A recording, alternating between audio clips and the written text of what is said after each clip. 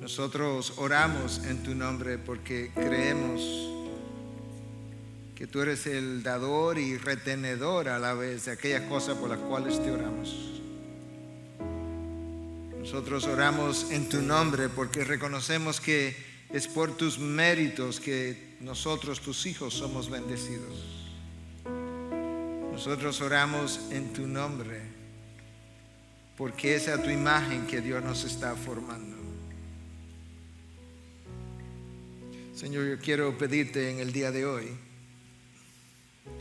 que aquellos de nosotros que hemos sido regenerados, que aquellos de nosotros en quienes tú estás tallando la imagen de Cristo, podamos ser tallados aún más y que hayan cosas que puedan caerse en la medida en que la palabra es expuesta, ojos abiertos, áreas oscuras de nuestro caminar y de nuestras vidas que sean iluminadas, amarras que sean quebradas,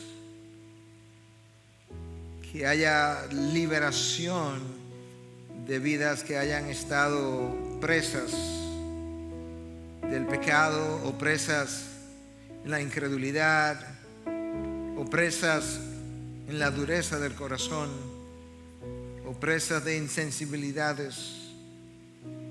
Señor, permite que el Espíritu de Dios que mora en nosotros pueda iluminar el texto, iluminar la mente de quien predica, de quien escucha.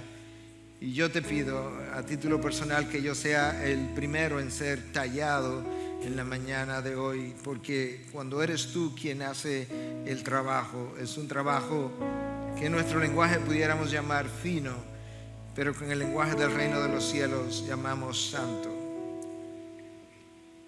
Padre, sé con el predicador de una manera que quizás él no lo pueda ni siquiera imaginar, para que el trabajo que tú hagas por medio de la predicación de tu palabra sea divino y no terrenal. Sea con nosotros. Desciende ahora, Dios.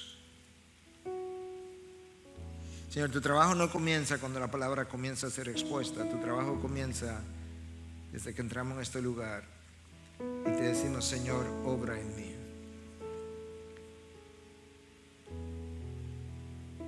Padre, obra en mí. Desnúdame delante de tu presencia, oh Dios. Escudriña mi corazón. Aún ahora, antes de predicar, escudriña el corazón de cada uno de nosotros y mira si hay algún elemento de iniquidad en nosotros. Para que tú lo puedas remover y yo pueda verdaderamente reflejar las virtudes de aquel que me llamó de tanta oscuridad a tu luz admirable. En el nombre de Cristo y en el poder del Espíritu oramos. Y su pueblo dice: amén, amén. Bendiciones. Amén. Bueno, les invito a abrir una vez más la carta de Pablo a los romanos. Estamos haciendo una miniserie que surgió porque nuestro hermano Jairo decidió predicar hace un par de domingos atrás un mensaje de los versículos 15 al 17 de este capítulo, y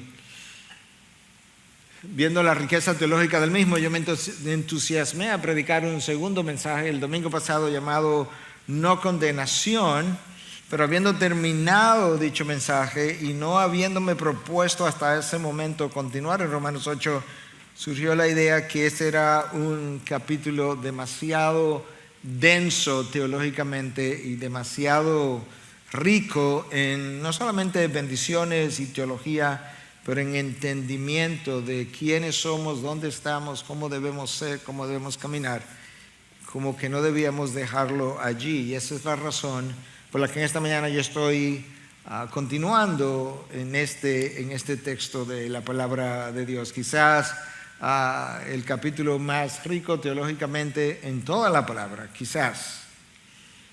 Ustedes recordarán que la semana anterior yo mencioné a Warren Wiersbe y decía que en su comentario él habla de que si hay una proclamación de la libertad en toda la Biblia, es aquí que está.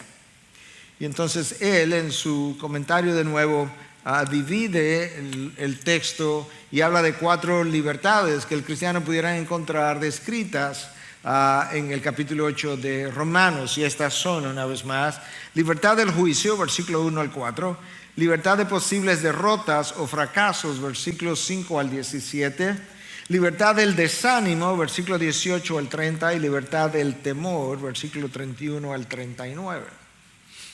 Yo decía el domingo pasado y les recuerdo hoy que cuando Wiersbe habla de que el cristiano está libre de posibles fracasos, no está refiriéndose al hecho de que el cristiano está libre de caídas o de tropiezos o de consecuencias o desaciertos o de malas decisiones. No se está refiriendo a eso. Él está refiriéndose al hecho de que el cristiano sí está libre, si verdaderamente la morada del Espíritu está en él, de un fracaso último, final, eterno, donde él no vaya a llegar a la presencia de Dios, porque lo cierto es que la fidelidad de Dios es tal que Él garantiza nuestra perseverancia. La perseverancia del cristiano se debe a la fidelidad de Dios, que ha hecho posible que su Espíritu pueda morar en mí para ayudarnos a vivir una vida distinta a la vida anterior que tú y yo vivíamos. Yo quiero subrayar, darle color a esa última frase una vez más. La razón por la que el Espíritu de Dios viene a morar en mí es para moldear una imagen que fue dañada y descrita en el libro del Génesis capítulo 3. Esa es la imagen de Dios, la imagen del Hijo, la imagen de Cristo. Y entonces ahora Dios en su fidelidad ha continuado trabajando en mí, pero en la medida en que Él redime esa imagen, Él espera que nuestra vida nueva, ahora que todas las cosas han sido hechas nuevas, nuestra vida nueva luzca diferente a la vida anterior. Y la única forma como eso es posible es por la morada del Espíritu Santo en nosotros. Y por eso yo he titulado el mensaje de hoy, Viviendo en el Espíritu o Viviendo por el Poder del Espíritu. Algo que solamente es posible para el cristiano porque solamente en él mora la tercera persona de la Trinidad. Yo decía, ¿verdad?, que la población mundial pudiera ser dividida en 2 grupos, no más.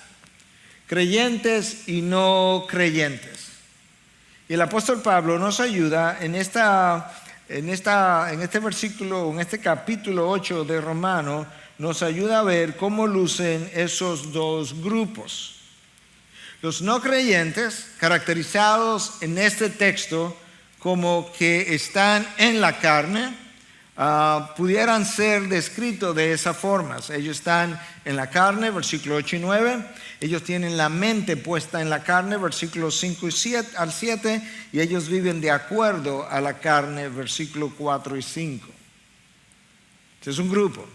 El otro grupo es un grupo que está en el Espíritu, versículos 8 y 9, descrito en los mismos versículos. Tienen la mente puesta en el Espíritu y ellos viven por el Espíritu o conforme al Espíritu, versículos 4 y 5. No hay un tercer grupo otra vez. Yo quiero recordar que todos nosotros pertenecíamos o estábamos en la carne antes de encontrarnos con Cristo, reconocer nuestra condición de pecador, haber sido perdonados por la sangre derramada, el sacrificio ofrecido, habiendo reconocido a Cristo como nuestro Señor y Salvador, y entonces habiendo recibido el Espíritu de Dios para habitar en nosotros. Hasta ese momento nosotros todos estábamos en la carne. Pero una vez el Espíritu viene y regenera el alma, ahora se supone que todas las cosas viejas pasaron, todas fueron hechas nuevas. Yo soy una nueva criatura y la nueva criatura debe tener una nueva forma de pensar, una nueva forma de vivir, debe tener un nuevo estilo de vida. Esa es la obra del Espíritu de Dios en nosotros. Ese es el testimonio de los hijos de Dios que han sido adoptados como parte de la familia de Dios, de la que hablaba Jairo en su mensaje hace 2 domingos atrás. Y con eso entonces yo quiero invitarte a que leas conmigo a partir del versículo 6. Es posible que su boletín diga versículo 7, pero vamos a leer a partir del versículo 6 para conectar mejor con el mensaje del domingo anterior, y vamos a leer hasta el 14. Porque la mente puesta en la carne es muerte, pero la mente puesta en el Espíritu es vida y paz. La mente puesta en la carne es enemiga de Dios, porque no se sujeta a la ley de Dios, pues ni siquiera puede hacerlo. Y los que están en la carne no pueden agradar a Dios. Sin embargo, ustedes no están en la carne, sino en el Espíritu, si en verdad el Espíritu de Dios habita en ustedes. Pero si alguien no tiene el Espíritu de Cristo, es el mismo Espíritu Santo, el Espíritu de Dios, el Espíritu de Cristo, el Espíritu Santo, el Espíritu Eterno, el Espíritu de gracia, diferentes nombres para el mismo Espíritu. Si alguien no tiene el Espíritu de Cristo, el tal no es de él. Y si Cristo está en ustedes, aunque el cuerpo esté muerto a causa del pecado, sin embargo el Espíritu está vivo a causa de la justicia. Pero si el Espíritu de aquel que resucitó a Jesús de entre los muertos habita entre ustedes, el mismo que resucitó a Cristo Jesús de entre los muertos también dará vida a sus cuerpos mortales por medio de su Espíritu que habita en ustedes.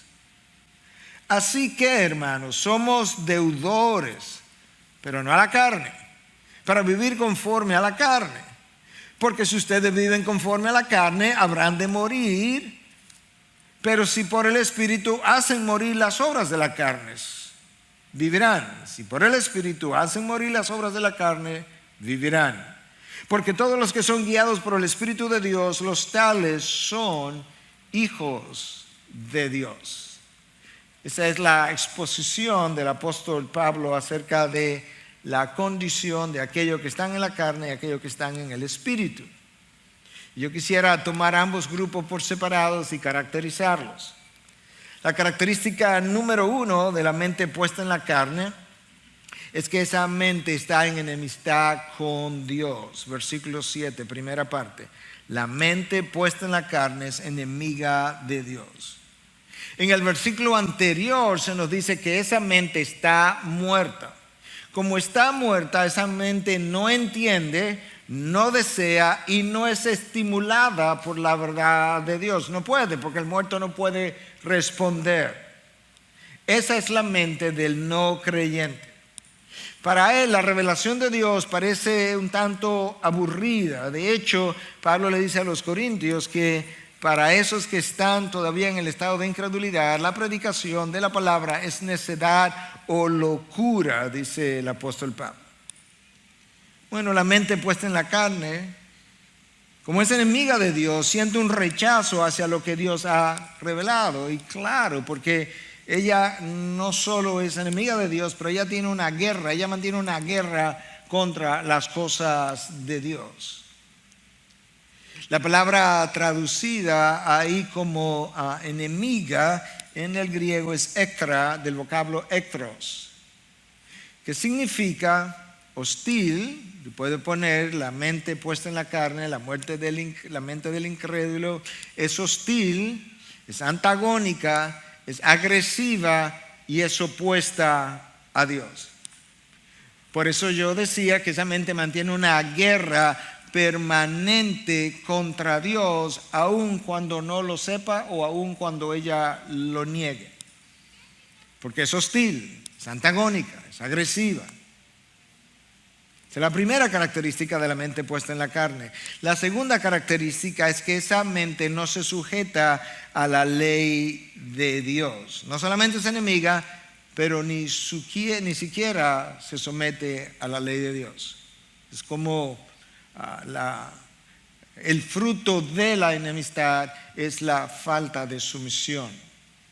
Y quizás para nosotros poder entender un poco mejor, más ampliamente de lo que la carne es capaz, quizás debiéramos considerar, rumiar un poco las palabras del pastor Ray Stedman cuando escribió acerca de la carne. Yo sé que en algún momento, en algún lugar de nuestro tiempo aquí en IBI hemos leído esto, pero la repetición es la clave del aprendizaje y en segundo lugar, el olvido es la característica del ser humano. De manera que presta atención a lo que la carne es capaz de hacer. La carne es abiertamente arrogante, autoritaria, jactanciosa, lujuriosa, cínica y orgullosa. Así la vemos descrita en Efesios 5. Pero cuando es llevada contra una esquina por el poder del Espíritu, puede asumir un poder de rectitud, un porte de rectitud y convertirse en piadosa, religiosa, escrupulosa de la moral, celosa por el trabajo de la iglesia e indignada por lo mal hecho, tornándose provocadoramente evangélica. La rectitud de la carne es siempre una rectitud falsa.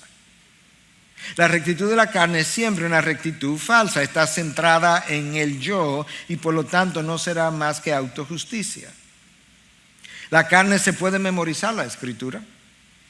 La carne puede impartir clases en la escuela dominical.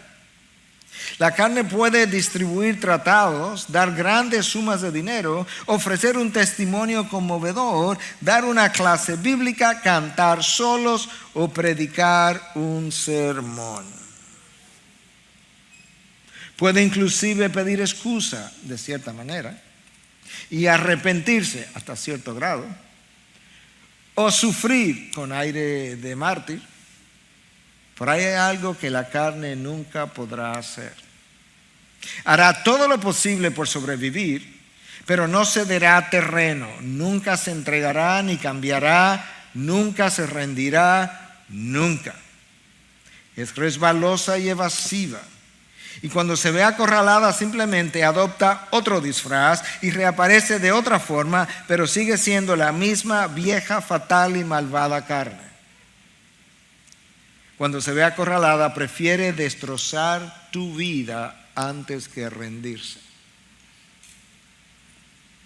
Cuando se ve acorralada, la carne prefiere destrozar tu vida antes que rendirse. Pregunta a Stedman: ¿has podido comprobar la veracidad de esto? Así se comporta la mente puesta en la carne. Por eso es que Romanos 8:6 dice que esa mente es muerte.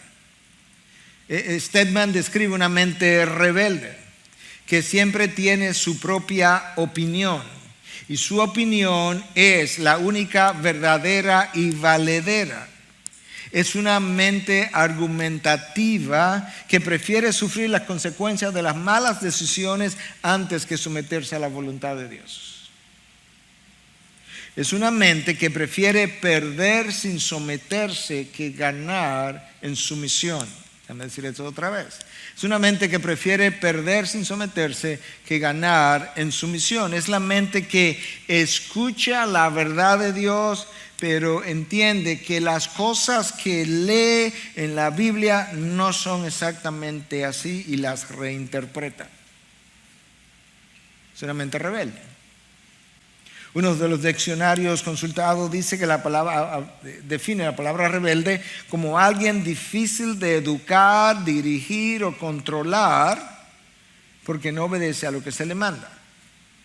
Entonces, así es la mente puesta en la carne. En primer lugar, está en enemistad con Dios. En segundo lugar, no se somete a la ley de Dios. Y te acabamos de leer de Stedman cómo él la pudo personificar. Y la tercera característica de esa carne es que tiene una incapacidad para someterse a la ley de Dios. Es enemiga, no se somete, pero ni siquiera puede hacerlo, dice el versículo 7 de Romanos 8 que nosotros leímos. Cuando Adán pecó, Adán hundió a la raza humana de una manera tan profunda que no solo la dejó en una condición de rebelión o de oscuridad, sino que también la dejó en una condición de inhabilidad. Adán sumergió a la raza humana no solamente en una condición de oscuridad, sino también en una condición de inhabilidad, y por tanto la mente puesta en la carne ni siquiera puede someterse a la revelación de Dios. Aun si quisiera, aunque nunca quiere, esa mente no puede. Entonces tenemos tres características de la mente puesta en la carne en un solo versículo. Versículo 7 es enemiga de Dios, no se somete a Dios y ni siquiera puede hacerlo. Característica número 4 de esa mente puesta en la carne o de aquellos que viven según la carne es su incapacidad para agradar a Dios. Versículo 8. Y los que están en la carne no pueden agradar a Dios. No es difícil, es imposible. Esa persona puede venir a la iglesia, pero cuando viene a la iglesia él no agrada a Dios porque él viene por las razones equivocadas. Esa persona puede leer la Biblia, pero cuando lee la Biblia frecuentemente no agrada a Dios porque no tiene que ver nada con conocer a Dios, sino muchas veces encontrar textos que permitan justificar su estilo de vida.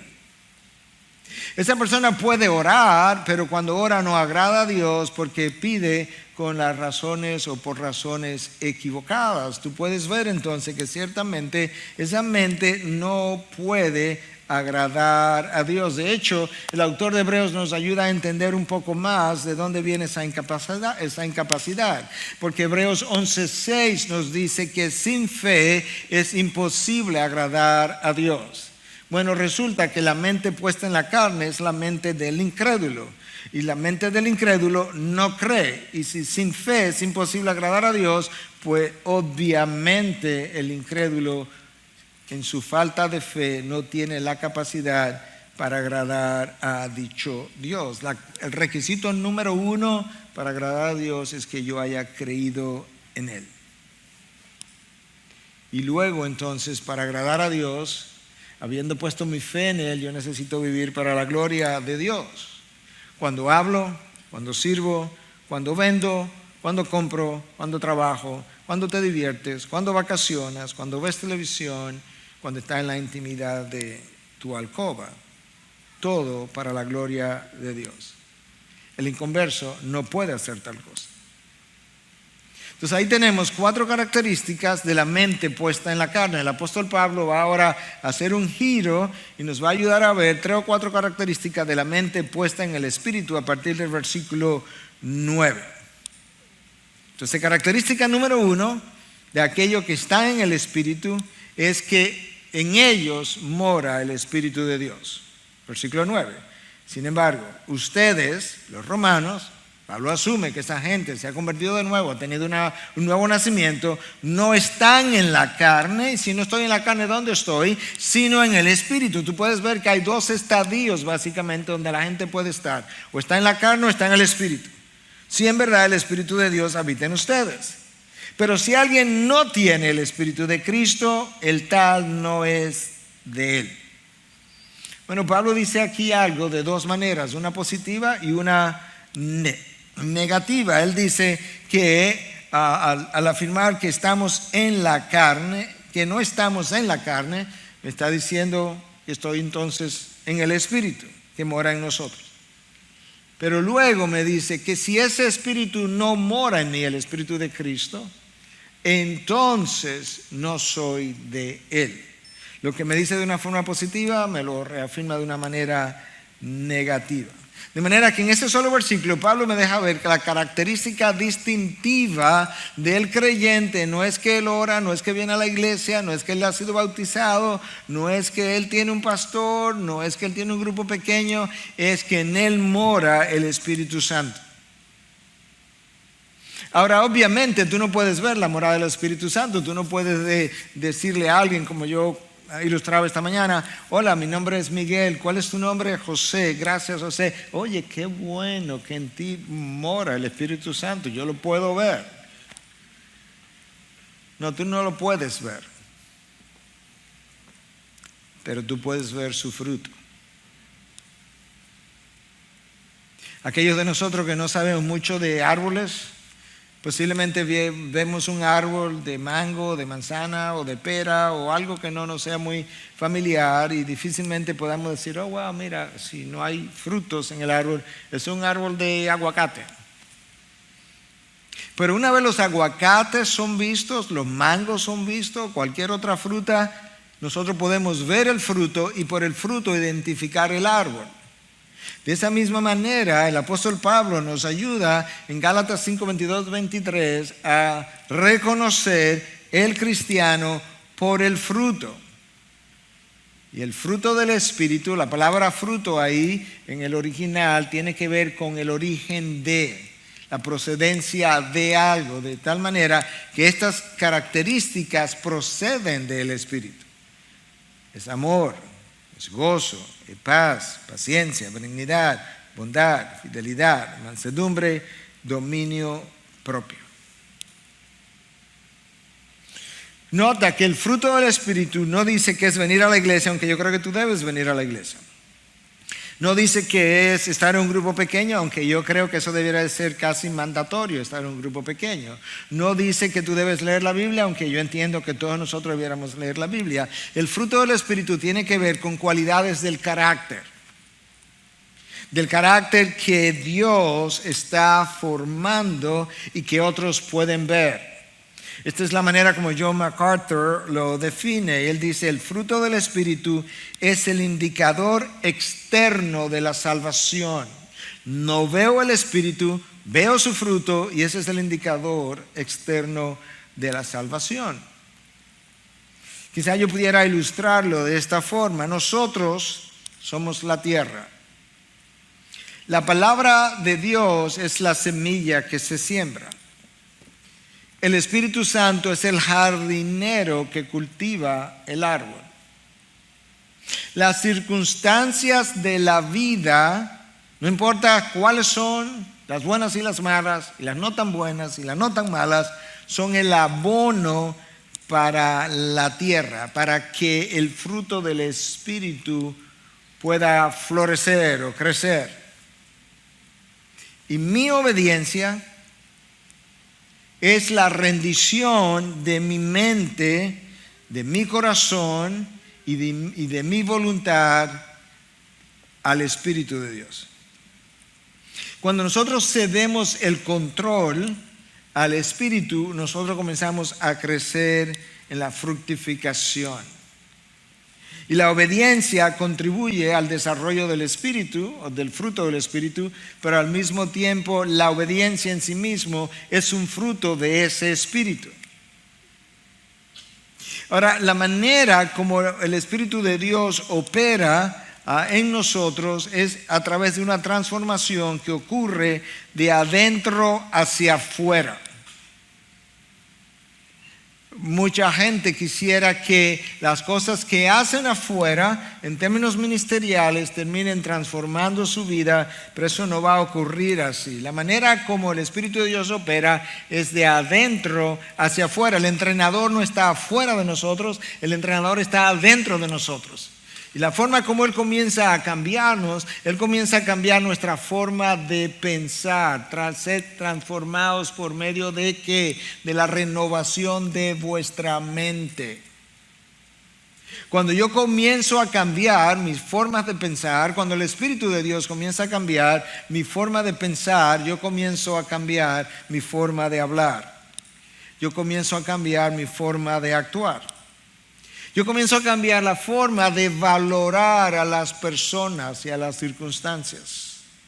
Yo comienzo a cambiar las formas de respetar y de cuidar al otro.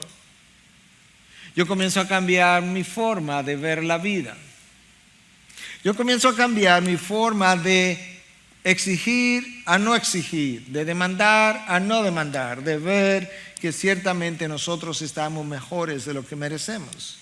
Yo comienzo a cambiar mi forma de perdonar y de pedir perdón. Yo comienzo a cambiar mi forma de sumisión. Y todo eso se traduce entonces en un estilo de vida que comenzó con una transformación de la mente que hace que yo lleve a esa mente a rendirse todavía más a la acción del Espíritu y que yo lleve mi corazón para que mis emociones puedan rendirse también al control del Espíritu y yo lleve también mi voluntad a rendirse a la acción del Espíritu. Y cuando eso ocurre, eso es la definición de la llenura del Espíritu. No hay nada místico acerca de la llenura del Espíritu. Es completamente ordinario o más bien práctico. Esa es la palabra. La llenura del Espíritu es simplemente el control que el Espíritu ejerce sobre nosotros en la medida en que nosotros rendimos diferentes áreas de nuestras vidas. De hecho, cuando Pablo le dice a los efesios, sed llenos del Espíritu, se lo dice en el mismo versículo donde les dice que no se emborrachen, que no estén bajo el control, por así decirlo, del alcohol, sino que en vez de estar bajo el control del alcohol, debieran estar bajo el control del Espíritu. Eso es exactamente en qué consiste la llenura. Ser lleno del Espíritu es ser bajo el control o estar bajo el control del Espíritu de Dios. En esa misma carta a los Gálatas, Pablo le dice en 5:16, andad por el Espíritu. La palabra traducida ahí como andar es peripazo. Y esa palabra está en un tiempo imperativo y presente. Bueno, ¿cuál es la utilidad de saber algo del tiempo gramatical de ese verbo? Bueno, es que el imperativo implica que esto no es una opción que yo tengo, esto no es una sugerencia, esto no es una buena idea que ustedes debieran considerar para poner en práctica. No, esto es una obligación que tú tienes y la forma presente del imperativo me dice, y esto no es para el día de hoy ni para el día de mañana, esto es para todos los días. De manera que Pablo está diciendo, andar en el Espíritu, andar por el Espíritu. Y la pregunta es, ¿cómo yo hago eso? Bueno, el apóstol Pablo está tratando de ayudarme a entender a través de este texto de Romanos 8 y otros textos que estamos usando como complementarios de cómo es que eso luce y cómo es que eso se logra. Ahora escuche la segunda característica de la mente puesta en el Espíritu y no en la carne. Es que Él está vivo en su espíritu, pero al mismo tiempo Él tiene un cuerpo de muerte. Él tiene un cuerpo de muerte todavía. Versículo 10. Y si Cristo está en ustedes, aunque el cuerpo esté muerto, ahí está, pero Cristo está en mí. Aunque el cuerpo esté muerto a causa del pecado, sin embargo el espíritu está vivo a causa de la justicia. ¿Qué es lo que Pablo está ayudándome a entender? Bueno, está ayudándome a entender que mi alma, mi espíritu fue regenerado, pero mi cuerpo todavía tiene deseos caídos, deseos pecaminosos. Y en ese sentido, mi espíritu ha sido avivado, está regenerado, está listo para entrar a la presencia de Dios, pero mi cuerpo en la condición que está no ha sido regenerado, no ha sido avivado. Él permanece muerto porque Él permanece con deseos por las obras de la carne y obras caídas. Por eso es que Pablo dice en Romanos 7, yo veo esta dicotomía, esta lucha en mi hombre interior, yo me deleito en la ley de Dios, pero yo veo al mismo tiempo otra ley, la ley del pecado. Recuerden que hablamos la semana pasada que para Pablo la ley del pecado es en esencia el poder o la autoridad que el pecado ejerce sobre nosotros. Y yo veo eso, dice Pablo, en los miembros de mi cuerpo que batallan contra los deseos de mi alma, de mi mente. Hace guerra contra la ley del Espíritu en mi mente. La ley del Espíritu es el poder, autoridad que el Espíritu ejerce sobre nosotros. Y Pablo trata de explicar eso en un versículo que yo he usado aquí múltiples veces, lo voy a usar una vez más, porque de nuevo la repetición es la clave del aprendizaje y porque la conclusión de este versículo es vital que yo la pueda recordar. Es Gálatas 5:17, cuando nos dice que el deseo de la carne es contra el espíritu y el del espíritu es contra la carne, pues estos se oponen al uno al otro. La carne tiene deseos, el Espíritu de Dios tiene deseos, Él mora en mí, la carne se opone a los deseos del Espíritu Santo, el Espíritu Santo tiene deseos para conmigo y se opone a los deseos de la carne. Escucha ahora, de manera que, de la conclusión, ustedes no pueden hacer lo que desean.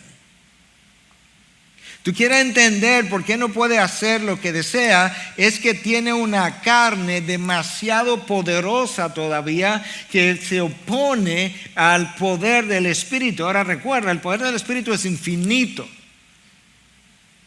No puede ser que la carne termine venciendo al poder del Espíritu.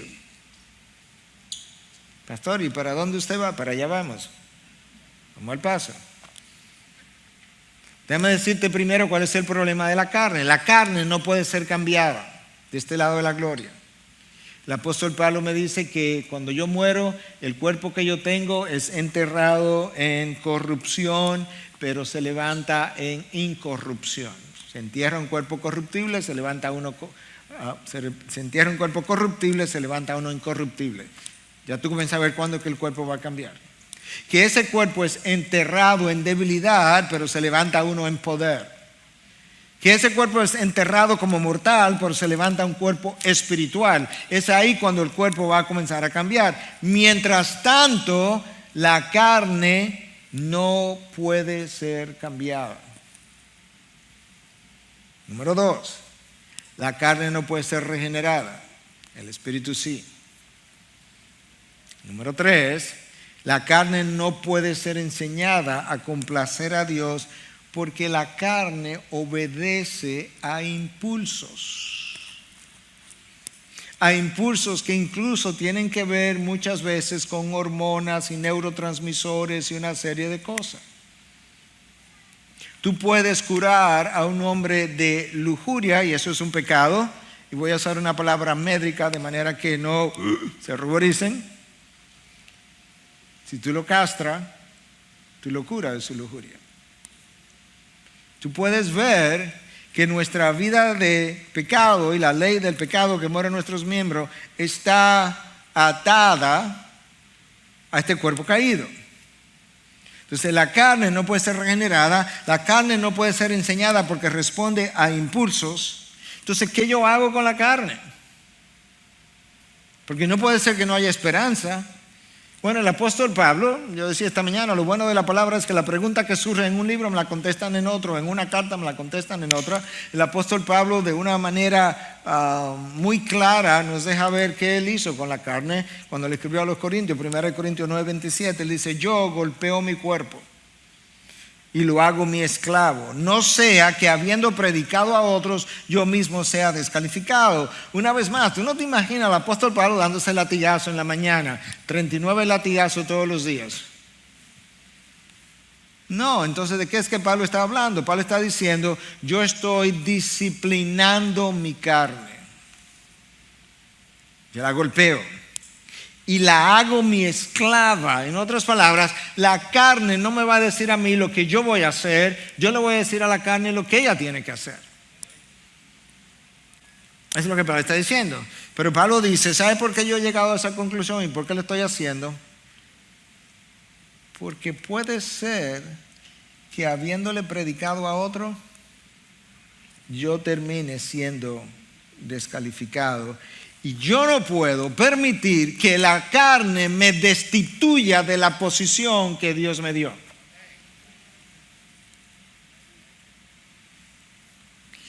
Lo ilustraba así esta mañana. La carne puede querer dormir 12 horas al día, pero yo no le puedo permitir a la carne que desperdicie 12 horas al día de esa forma. Pastor, 12 es mucho, pero 10 no es tanto. En serio. Y 8, bueno, ya nos estamos acercando. Pero recuérdate que si duermes 8 horas al día, cuando tú tengas 60 años, la tercera parte te la has pasado durmiendo. ¿O no? Entonces la carne, yo puedo disciplinarla y yo puedo restringirla, yo no puedo hacer otra cosa. El ayuno, que tanto se dice que cómo es que contribuye, que para qué sirve. Uno de los beneficios del ayuno es que contribuye a disciplinar la carne indisciplinada. Pero hay otros tipos de ayunos que también contribuyen a decirle a la carne: no vas a tener todos los deseos que tú quieres. Yo puedo ayunar de las redes sociales. Yo puedo ayunar de páginas de internet, yo puedo ayunar de FaceTime, yo puedo ayunar de Zoom, yo puedo ayunar de televisión, yo puedo ayunar de películas, todas las cuales pudieran estar alimentando mi carne. Y si yo no ayuno la carne, pues la carne se va a empoderar hasta el punto que parecería como que es más poderosa que el Espíritu que mora en nosotros. Cuando tú tienes esa lucha, tú entiendes mejor entonces por qué en la lista del fruto del Espíritu es tan esencial el dominio propio, porque es el dominio propio que le dice la carne y no lo va a tener. Y eso es un fruto del Espíritu. Hermano, la carne no tiene principios morales. La moralidad la tiene tu mente, tu corazón, tu alma, tu espíritu. De manera que en la carne yo no puedo confiar. En el versículo 11, el apóstol Pablo nos ayuda a ver que va a llegar un tiempo donde ese cuerpo será distinto. Versículo 11, pero si el espíritu de aquel que resucitó a Jesús de entre los muertos habita en ustedes, el mismo que resucitó a Cristo de entre los muertos también dará vida a sus cuerpos mortales. Nota como Pablo le llama, cuerpos mortales, eso es lo que yo tengo ahora, por medio de su espíritu que habita en ustedes. El espíritu que le dio vida a mi espíritu cuando estaba muerto en delitos y pecados es el mismo espíritu que le va a dar vida a mi cuerpo cuando haya sido enterrado y esté muerto. Él le dará vida y entonces ese cuerpo mortal se resucitará en uno espiritual, que ya no tendrá los deseos caídos que mi cuerpo sí tiene hoy en día. Característica número 3 de la persona que vive en el Espíritu: él es un deudor. Él le debe algo a alguien. No, él le debe mucho a alguien. Pero escucha cómo Pablo lo dice. Versículo 12. Así que, hermanos, somos deudores. Somos deudores, ¿no? Claramente. Oye lo que Pablo dice ahora. Pero no a la carne, para vivir conforme a la carne. La inferencia es, dado todo lo anterior que hemos dicho y lo que sigue, es que somos deudores, pero del Espíritu. Al Espíritu es a quien yo le debo que cuando yo estaba muerto en delitos y pecados, Él me sacara de la mortandad y me llevara a la vida.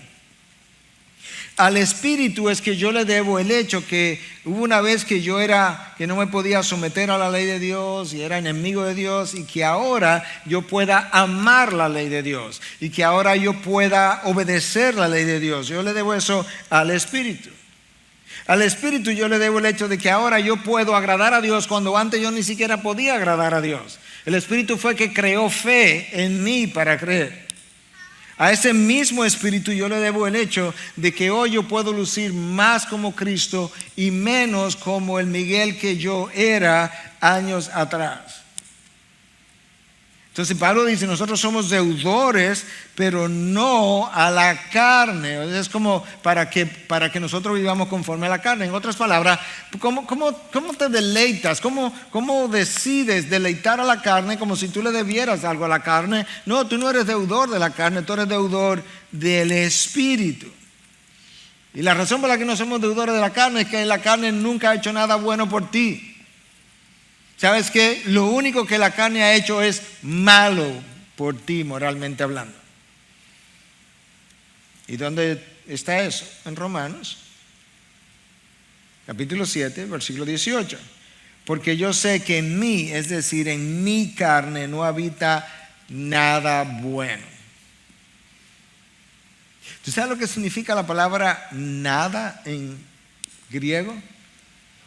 Nada. Absolutamente nada bueno hay en mi carne. Yo no estoy diciendo con esto que el cuerpo es malo, Dios lo creó. Lo que estoy diciendo es que los deseos remanentes de un cuerpo no glorificado permanecen allí y son capaces de tumbar al más grande de los hijos de Dios. Incluso Pablo dice en Romanos 7:18, porque el querer está presente en mí, pero el hacer el bien no. En otras palabras, yo no tengo en mí mismo, en lo que Pablo es por sí solo, la habilidad de hacer el bien. La habilidad de hacer el bien es externa, o si tú quieres no usar la palabra externa, independiente de mí. Entonces, ¿dónde está la habilidad para hacer el bien? Está en el Espíritu que mora en mí, pero no en mí. Por eso es que Pablo dice, la vida que yo vivo hoy no la vivo yo, sino Cristo en mí. ¿Y cómo la vive Cristo en mí? A través del Espíritu que mora en mí. Es una habilidad que yo no tengo. Por eso Pablo dice, tú eres deudor, pero no a la carne, por favor. Considera a quien que tú le debes favores, por así decirlo, agradecimiento, rendición, adoración. ¿Sabes a quién le debe? Al Espíritu de Cristo, pero no a la carne. Si te vas a rendir, ríndete al Espíritu, pero no a la carne. Versículo 13. Este versículo es interesante porque este versículo presenta dos muertes. Escucha. Porque si ustedes viven conforme a la carne, habrán de morir. Sí, claro. Porque si vivo conforme a la carne, eso implica que yo no soy creyente. Si yo no soy creyente, voy a morir físicamente y voy a morir en la condenación eterna. Por tanto, si vivo conforme a la carne, yo voy a morir. Pablo afirma eso. De hecho, en 8:6, Pablo dice que la mente puesta en la carne es muerte. La mente está muerta, no responde a la ley de Dios, a los deseos de Dios, a la revelación de Dios, no le interesa. Ahora Pablo me dice, por otro lado, me presenta otro tipo de muerte en el mismo versículo. Me dice, pero si viven por el Espíritu, hacen morir las obras de la carne. Ahí está la otra muerte. ¿Qué es lo que se va a morir? Las obras de la carne. ¿Cómo se va a morir? ¿Cómo se van a morir las obras de la carne? Por el Espíritu. Si viven por el Espíritu termina sofocando las obras de la carne. Porque el Espíritu va a ir tomando tal control de tu vida que va a ir rechazando aquellas cosas que empoderaron a la carne y ahora las va a ayunar la carne hasta sofocarla. Ahora el Espíritu hace esa parte, pero ¿sabes qué? Hay una responsabilidad que es enteramente mía de yo poder empoderarme o hacer uso del empoderamiento que el Espíritu me ha dado para yo poder obedecer y someterme y colaborar en mi proceso de santificación.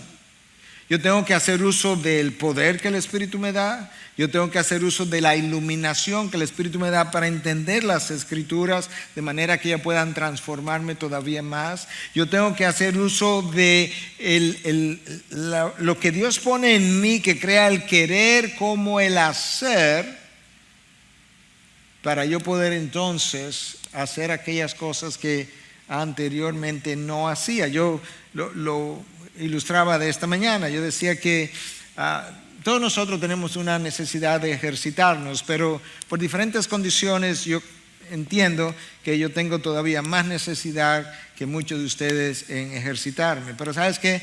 A mí no me gusta el ejercicio. Yo siempre tengo una razón para no hacerlo. Entonces, hay días que yo digo, yo quisiera hacer ejercicio del querer. Entonces parece que el querer está en mí. Pero ahora tengo que hacerlo. Y digo, yo no voy a poner a eso ahora. Pero mira la caminadora y está en mi habitación. Sí, pero yo no voy a poner a eso ahora. Yo tengo el querer, yo dije que yo quiero hacer. Y de hecho yo tengo el hacer, porque tengo la caminadora y está en mi propia habitación. ¿Qué es lo que yo no tengo? Yo no tengo la disposición, teniendo el querer y teniendo el hacer, yo no tengo la disposición para poner en marcha el querer y el hacer. Y a veces yo me digo, tú no lo haces por vago, por lo menos en un ejercicio. Muchos de nosotros, Dios pone el querer y el hacer y no lo hacemos porque somos vagos espiritualmente. Esa es la realidad. Entonces mira cómo es que, mira, Pablo dice que si vives por el Espíritu hace morir las obras de la carne.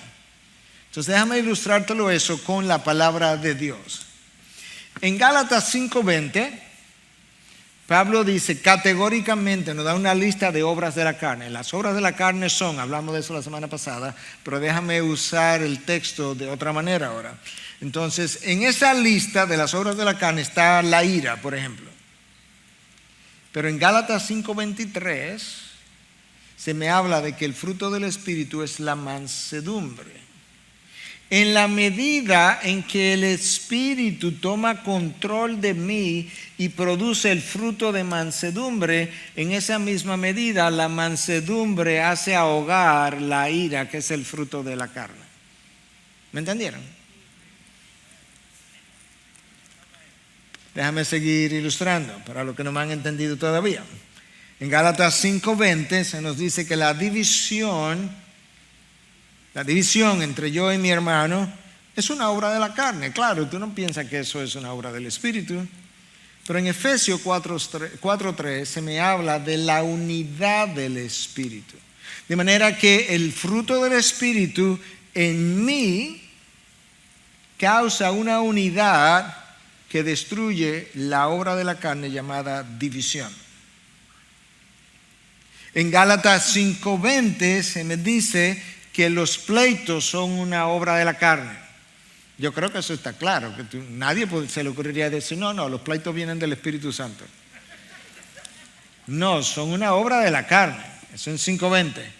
Pero en Gálatas 5:22 se me dice que la paciencia, ¿verdad? Que es lenta para la ira, que no se incomoda, que evita los pleitos, es un fruto del Espíritu. De manera que el fruto del Espíritu desarrolla paciencia en mí y la paciencia termina ayunando y ahogando los pleitos. En Gálatas 5:20 se me dice que las rivalidades son fruto de la carne. En Gálatas 5:22 me dice que el fruto del Espíritu es amor, gozo, paz. Entonces la paz que el fruto produce en mí evita mis rivalidades. En Gálatas 5:20 se nos dice que la inmoralidad, la sensualidad, las borracheras y las orgías son frutos de la carne. Esas son como obvias. Pero luego en 5:22 se me dice que el fruto del Espíritu es dominio propio, y es el dominio propio que le pone freno a la inmoralidad, a la sensualidad, a las borracheras y a las orgías. Tú puedes ver por qué Pablo dice que el fruto de, si tú vives por el Espíritu tú haces morir las obras de la carne. Es que el uno sofoca el otro y las obras de la carne van pereciendo. Ahora esta es la conclusión de Pablo ahora, versículo 14, y en esa misma medida comenzamos a abocarnos a nuestra conclusión. Porque todos los que son guiados por el Espíritu de Dios, los tales son hijos de Dios. Vamos a decirlo al revés ahora. Los que son hijos de Dios son guiados por el Espíritu de Dios. ¿Cuántos? ¿Quiénes? Todos. Ok, entonces vamos a asumir que todo el que está aquí esta mañana es hijo de Dios. Posiblemente no, pero vamos a asumirlo. Eso implica que aquí no hay una sola persona que no esté siendo guiada por el Espíritu. Y sin embargo, yo creo que si entrevistamos a cada persona, nosotros podemos escuchar en privado a muchos decir, cuando yo hice esto, ya sea ayer, la semana pasada, anoche, el viernes en la noche, yo no estaba siendo guiado por el Espíritu. Dios dice, eso no es verdad. Claro que tú estabas siendo guiado por el Espíritu. Porque el Espíritu no entra y sale de ti. Y el Espíritu no es algo que se duerme cuando está cansado y deja de guiar. Él te guía todo el tiempo. Entonces, ¿qué fue lo que pasó?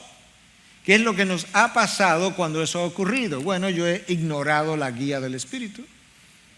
Yo he ignorado los impulsos del Espíritu. Yo he ignorado los frenos del Espíritu.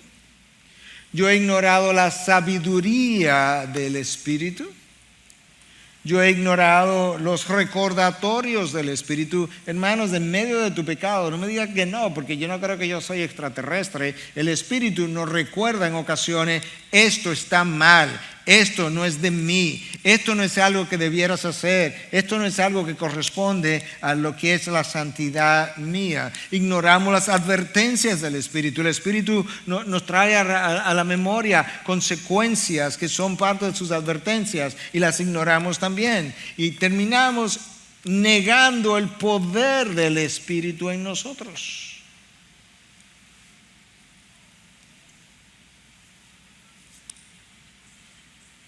Todos los hijos de Dios son guiados por el Espíritu.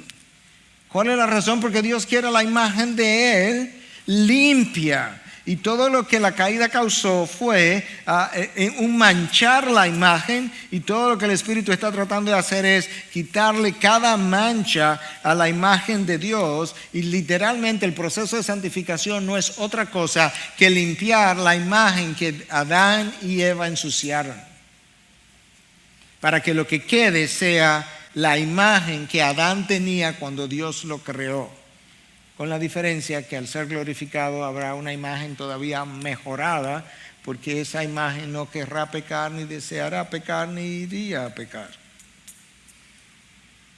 Ahora, déjame cerrar con esta cita para que puedas entender mejor por qué nosotros somos deudores, no de la carne, sino del Espíritu. Nosotros somos deudores del Espíritu. Nosotros tenemos que vivir agradecidos de Dios por su gracia. Escucha esta cita de Oswald Chambers. Tienen que escucharla con detenimiento, porque al principio quizás no la vaya entendiendo, pero quizás al final pueda comprenderla un poco mejor. Escucha. Él está pensando en alguien que es un inconverso, en quien Dios ha comenzado a trabajar. Una vez que la conciencia comienza a ser despertada, es despertada cada vez más hasta que produce la convicción terrible de que soy responsable ante Dios por quebrantar su ley. Yo sé que Dios no puede perdonarme y seguir siendo Dios, pasarlo por alto simplemente, sin requisito alguno. Si Él lo hiciera, yo tendría un sentido de justicia superior a Él. No hay nada en mi espíritu que me pueda liberar del pecado. No tengo poder. Yo estoy vendido al pecado. La convicción de pecado lleva a este hombre a una condición de desesperanza y de impotencia. Hasta que llegue allí, la cruz de Cristo no tiene sentido para él. Es por la misericordia de Dios que un hombre, escucha esta parte, es por la misericordia de Dios que un hombre no tiene convicción de pecado hasta que no nace de nuevo.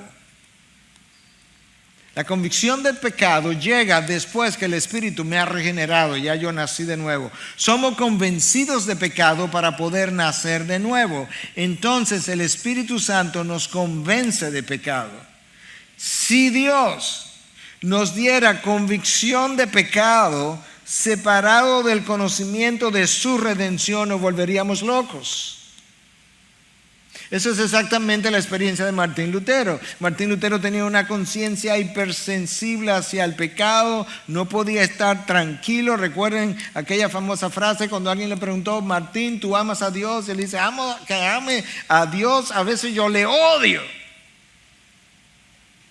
Porque él veía a Dios como un juez continuo acusándolo. ¿Por qué? Porque Martín Lutero tenía convicción de pecado separado del conocimiento de la redención de Dios por gracia en la cruz en Cristo Jesús.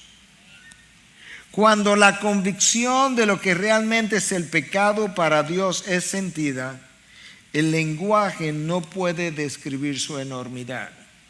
Cuando la convicción del pecado, de lo que yo he hecho, lo grande que eso es para Dios, cuando eso es sentido, tú no tienes palabra para describir la enormidad de tal cosa. La única palabra que lo expresa es el Calvario. Porque la enormidad de mi pecado es lo que lleva a la enormidad de la crueldad de la cruz de Cristo. Si veo el pecado separado de la cruz, el suicidio sería la única manera estúpida de escape. Si veo el pecado en toda su dimensión y no cruz, lo único que tendría sentido es el suicidio, pero sería un escape estúpido.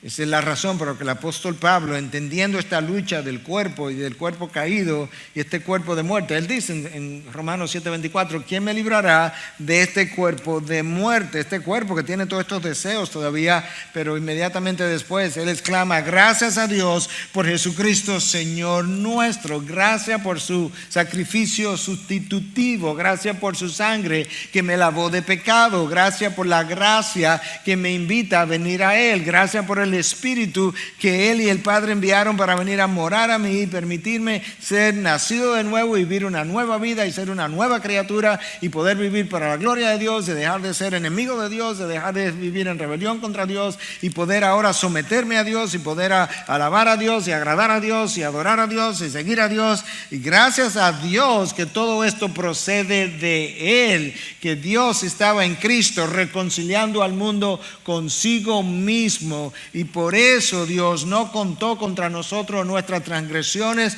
sino que nos perdonó y nos dio reconciliación y ahora nos ha dado a nosotros la palabra de la reconciliación para que nosotros podamos contribuir a reconciliar a enemigos de Dios con Dios por medio de la misma palabra y el mismo sacrificio con el que tú y yo fuimos reconciliados. Gracias a nuestro Dios por su enorme gracia. Porque sin Él ni tú ni yo tuviéramos esperanza. Pero Él nos dio su Espíritu de poder infinito para hacer morir las obras de la carne. Y nos dio su palabra. Y Él espera que con el poder que Él me ha dado y la sabiduría de su palabra, yo pueda hacer morir las obras de la carne en mi vida.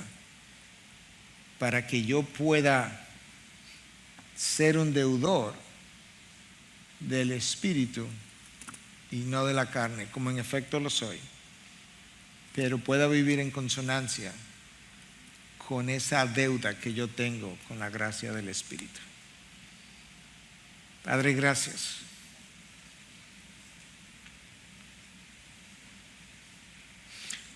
Porque tú, sabiendo la enormidad de la lucha de aquello que hemos sido redimidos contra la carne, contra el mundo y contra Satanás, tú no simplemente nos diste mucho poder para vencer la lucha. Lo increíble es que tú nos diste tu poder infinito